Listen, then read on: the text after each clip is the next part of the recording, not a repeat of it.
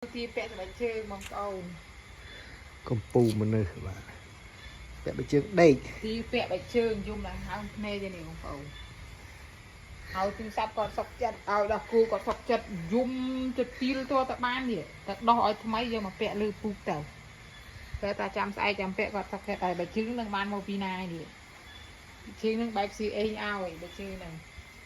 តែឃើញទៅឃើញថ្ងៃហ្នឹងនេះមកពេលប៉ុងមុតទឹកជើងអូនខ្ញុំឆ្ងល់មកអាបីជើងមានពាក់ចេះប្រាប់ជើងអូនថ្មីរបស់គេល្អរបស់គេហ្នឹងសុទ្ធតែយើងវាវាទៅដោះឲ្យថ្មីនេះវាដោះអត់ដាក់សាប៊ូផងហ្នឹងងអមើល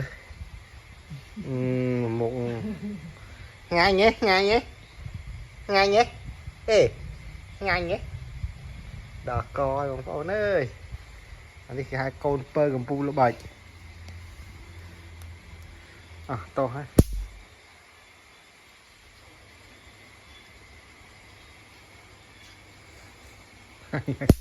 ជាតំមានមកមនុស្សយើងផ្លែកខុសពីគេខុសពីឯងមែនដឹកទី1នេះកូនពៅទីអីបានហ្នឹងខ្ញុំមានយកបមិនដែរគាត់ថាលួងបាត់វិញតទៅវេទនីតិចហើយវាមិនវាគាត់ថាចង់បានអីមួយអីក៏កាច់យំមួយថ្ងៃព្រោះងាកយំដល់ស្លាប់ក៏សឹកចិត្តដែរឲ្យតែបានរបស់ហ្នឹងមកបានស្ងប់ចិត្តចឹងនេះ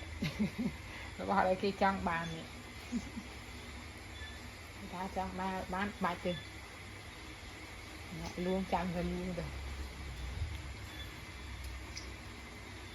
មានទាំងហូននេះនោះខ្វះពោះនេះនាងបក់នាងបោយបាទអង្គុយបក់បោយ